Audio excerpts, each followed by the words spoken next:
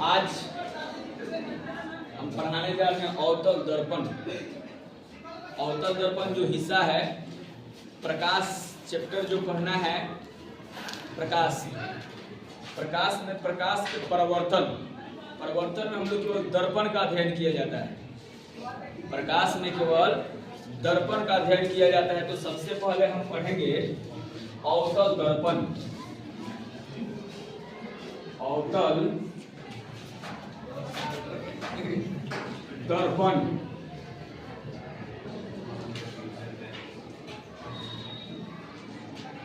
English में इसे concave mirror कहा जाता है। अवतल दर्पण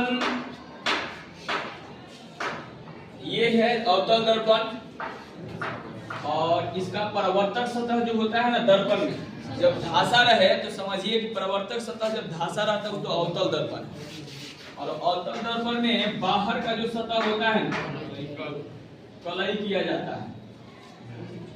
और अगर इधर से अगर पेंट ना करेंगे, कलई उसको ना करेंगे, तो समझिएगा कि उसमें प्रतिबिंब बनने वाला नहीं है। अब इसके बीच से एक रेखा गुजरती है जिसको प्रधान अक्ष कहा जाता है। प्रधान अक्ष में इस साइड जो होता है ना, ये अभी अनंत तक जाती है, ये भी अनंत तक जाती है। ठीक है, अब अनंत तक जाती है तो इधर वाला भाग जो होता है ना, अनंत में दाहिने तरफ क्या होता है, पॉजिटिव होता है, और बाएं तरफ क्या होता है, निगेटिव होता है। और जब ये अनंत के प्रधान अक्ष जब अवतल दर्पण से गुजरेगी और जिस हिस्सा को टच करेगी पोल यानी कि ध्रुव कहलाता है। क्या कहलाता है? ध्रुव। इसके बीच में सेंटर होता है, ये गोलीय दर्पण का हिस्सा होता है। अवतल दर्पण किसका हिस्सा होता है? गोलीय दर्पण का क्या होता है? हिस्सा होता है, जिसको केंद्र वक्रता केंद्र के नाम से जानते हैं, सेंटर सी। इसके बीच में एक बिंदु होता है जिसको एफ के नाम से जाना जाता है, फोकस दूरी। फोकस एफ का मतलब क्या हो गया बाबू? फोकस। सी मतलब वक्रता केंद्र, और डी मतलब हो जाता है ध्रुव। अब क्या करेंगे कि दर्पण जब पढ़ रहे हैं तो दर्पण में जब किसी वस्तु को रखेंगे तो उसका प्रतिबिंब बनता है। क्या बनता है? प्रतिबिंब बनता है। तो मान लो कि किसी वस्तु को हम यहां रखते हैं, एक वस्तु को यहां रखते हैं, एक वस्तु को वक्रता केंद्र पर रखते हैं, एक वस्तु को वक्रता केंद्र और फोकस पर के बीच रखते हैं, एक को फोकस पर रखते हैं, और एक फोकस और वक्रता केंद्र के ध्रुव के बीच रखते हैं। इस प्रकार से जो रचना की है, संकेत दिया है, ये वस्तु का स्थिति बता रहा है। और ये जो है ना, ये प्रतिबिंब है। ये क्या बन रहा है? प्रतिबिंब बन रहा है। पहला वस्तु ये है, दूसरा ये है, तीसरा वस्तु ये है, चौथा ये है, पांचवा ये है, और ये क्या है? छठा है। जब अनंत से वस्तु जा रही है दर्पण की तरफ, तो इसको अगर कोई तुमसे पूछेगा कि पहला वस्तु कहाँ है, पहला वस्तु है कहाँ, तो ये है पहला वस्तु है अनंत पर। दूसरा वस्तु है अनंत एवं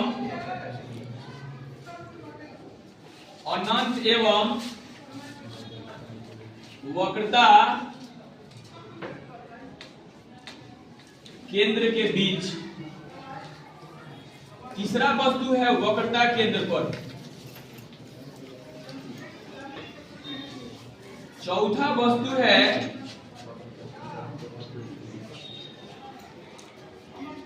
वक्रता केंद्र एवं फोकस के बीच। पांचवा वस्तु है फोकस पर, और छठा जो वस्तु रखे हैं फोकस एवं ध्रुव के बीच रखे हैं, ध्रुव के बीच रखे हैं। अब देखो, अगर तुमसे कोई पूछेगा कि पहला वस्तु कहाँ है, तो अनंत पर है दूसरा, वक्रता और अनंत के बीच में है तीसरा, वक्रता केंद्र पर चौथा कहाँ है, वक्रता केंद्र और फोकस के बीच में है पांचवा वस्तु है फोकस पर, और छठा है फोकस और ध्रुव के बीच में।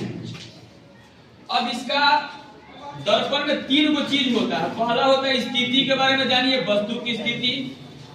तीसरा होता है ऊपर आकार कैसा होगा, वस्तु कहाँ रखेंगे तो प्रतिबिंब का आकार कहाँ बनेगा।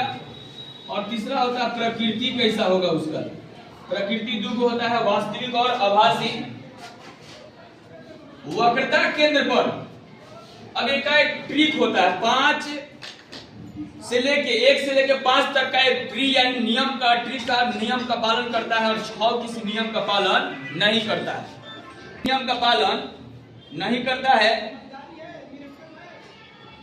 तो इस प्रकार देखिए 2 अंकों का योग, जिन 2 अंकों का योग 6 होगा, जिन 2 अंकों का योग 6 होगा, तो एक अंक पर अगर पहला अंक पर अगर मान लीजिए कि वस्तु है, तो उसके नेक्स्ट अंक पर जिसका जो 6 हो रहा है, नेक्स्ट अंक पर क्या होना चाहिए, प्रतिबिंब होना चाहिए। तो एक पर अगर वस्तु है तो एक में क्या जोड़िएगा कि 6 आ जाए, तो 5 पर इसका प्रतिबिंब बनेगा। एक वाला वस्तु का प्रतिबिंब कहाँ बनेगा, अगर 2 में क्या जोड़िएगा कि 6 आएगा, 4, तो इसका 2 वाला का प्रतिबिंब बनेगा 4 पर। 3 में क्या जोड़िएगा कि 6 आएगा, 3 जोड़िएगा तो इसका प्रतिबिंब बनेगा 3 के सामने। 4 में क्या जोड़िएगा कि 6 आए, 2 जोड़िएगा तो इसका प्रतिबिंब बनेगा 2 पर। और 5 में क्या जोड़िएगा कि 6 आए, तो 1 जोड़िएगा तो इसका प्रतिबिंब बनेगा 1 पर। ये एक वाला वस्तु का प्रतिबिंब है, ये प्रतिबिंब 2 वाला वस्तु का है, ये प्रतिबिंब तीसरे वस्तु का प्रतिबिंब है, ये चौथे वस्तु का प्रतिबिंब, और ये 5वें वस्तु का प्रतिबिंब है। अब देखो वक्रता केंद्र पर अब स्थिति जान गए कि कौन वस्तु कहाँ रखेंगे तो ओकर प्रतिबिंब कहाँ बनेगा। वस्तु अगर अनंत पर है तो ओकर प्रतिबिंब कहाँ बनेगा, फोकस पर। अगर वस्तु को वक्रता केंद्र और अनंत के बीच रखेंगे तो उसका प्रतिबिंब बनेगा कहाँ, फोकस और वक्रता केंद्र के बीच में। अगर वस्तु रहेगा वक्रता केंद्र पर तो प्रतिबिंब बनेगा वक्रता केंद्र पर। अगर वस्तु को रखेंगे हम वक्रता केंद्र और फोकस के बीच में तो इसका प्रतिबिंब बनेगा वक्रता केंद्र और अनंत के बीच में। अगर वस्तु है कहाँ, फोकस पर, तो ऊपर प्रतिबिंब बनेगा अनंत पर। ठीक है, समझ में आ रहा है। अब देखो, अब तो स्थिति जान गए कि वस्तु कहाँ रखेंगे तो प्रतिबिंब कहाँ बनेगा। तो एक बार तुम सब बताना, बताओगे जी सर। वस्तु अगर अनंत पर रहेगा तो प्रतिबिंब कहाँ बनेगा, वस्तु अगर अनंत और वक्रता केंद्र के बीच में रखेंगे तो प्रतिबिंब कहाँ बनेगा, वक्रता केंद्र और फोकस के बीच। अगर वस्तु को वक्रता केंद्र पर रखेंगे तो प्रतिबिंब कहाँ बनेगा, वस्तु को अगर वक्रता केंद्र और फोकस के बीच रखेंगे तो अनंत और वक्रता केंद्र के बीच। अगर वस्तु फोकस पे है तो प्रतिबिंब अनंत पर बनेगा। ठीक है, बच गया ये तुम्हारा जो 6, तो इसका प्रतिबिंब बनेगा दर्पण के पीछे। ये 6 नंबर वस्तु कहाँ है, तुमसे कोई स्थिति पूछ देगा, स्थिति नहीं बता दोगे हो, फोकस एवं ध्रुव के बीच में जाकर प्रतिबिंब बनेगा दर्पण के पीछे। अब कहने के लिए दर्पण के पीछे कह सकते हैं, लेकिन दर्पण के पीछे प्रतिबिंब बनता नहीं है, दर्पण में बनता है। कहाँ बनता है, दर्पण में बनता है, पीछे नहीं बनता। लेकिन यहाँ हम इसको बता सकते हैं कि 6 वाला प्रतिबिंब कहाँ बना, दर्पण के पीछे बना। चलो स्थिति की कहानी तुम सब समझ गए होगे। आकार में जब पढ़ेंगे तो आकार में वक्रता केंद्र पर जब कोई वस्तु रहता है ना, वक्रता केंद्र पर जब कोई वस्तु रहता है तो वक्रता केंद्र पर जब कोई वस्तु रहता है तो ऊपर वस्तु का प्रतिबिंब हमेशा बराबर होता है। क्या होता है, वस्तु का क्या होता है। और वक्रता केंद्र से जैसे दर्पण की तरफ जाएंगे ना, तो इधर जो वस्तु होगा इस साइड दर्पण के पीछे, वक्रता केंद्र के जो पीछे वाला वस्तु होता है ऊपर प्रतिबिंब क्या होता जाएगा, छोटा। क्या होता जाएगा, वक्रता केंद्र से दर्पण की तरफ जब प्रतिबिंब की बात करेंगे तो इसके वक्रता केंद्र से पीछे का जो वस्तु होता है ऊपर प्रतिबिंब दर्पण की तरफ क्या होता है, छोटा। और दर्पण की तरफ जो वस्तु होगा वक्रता केंद्र से आगे की जो वस्तु होता है ऊपर प्रतिबिंब धीरे धीरे क्या होता है, बड़ा होता चला जाएगा। अगर कोई कहेगा कैसे, तो बोलना कि देखिए वक्रता केंद्र से दर्पण की तरफ वस्तु है 5 तो ओकर प्रतिबिंब बना है कि ना हो बड़ा। लेकिन जब एक वस्तु रखे हैं तो दर्पण वक्रता केंद्र के पीछे जो ये है अनंत पर जो वस्तु रखे ओकर प्रतिबिंब क्या हो गया, छोटा हो गया। तो बताओ जो अनंत पर अगर वस्तु रखेंगे तो ओकर आकार कैसा होगा बाबू, बहुत छोटा एक बिंदु हो सकता है, ठीक है ना। वक्रता केंद्र और अनंत पर जो वस्तु रखी जाएगी ओकर प्रतिबिंब कैसा होगा, छोटा होगा। वक्रता केंद्र पर वस्तु का प्रतिबिंब क्या होगा, और वक्रता केंद्र और फोकस के बीच वस्तु का प्रतिबिंब कैसा होगा, बड़ा होगा। और जो वस्तु फोकस पे है ओकर प्रतिबिंब कैसा होगा, बहुत बड़ा होगा, ठीक है। अब ये आकार हो गया। अब हम पढ़ेंगे क्या चीज, प्रकृति पढ़ेंगे, ठीक है।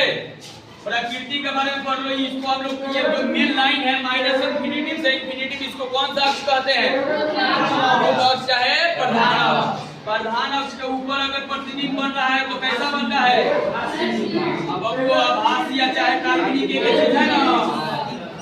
और जब वस्तु का प्रतिबिंब आभासी होगा प्रतिबिंब प्रधान अक्ष के ऊपर तो कैसा बनता है, सीधा बनता है। और प्रधान अक्ष के नीचे अगर कोई प्रतिबिंब बन रहा है तो वास्तविक प्रतिबिंब बनता है। और वास्तविक अलग कैसा होता है, उल्टा होता है, ठीक है।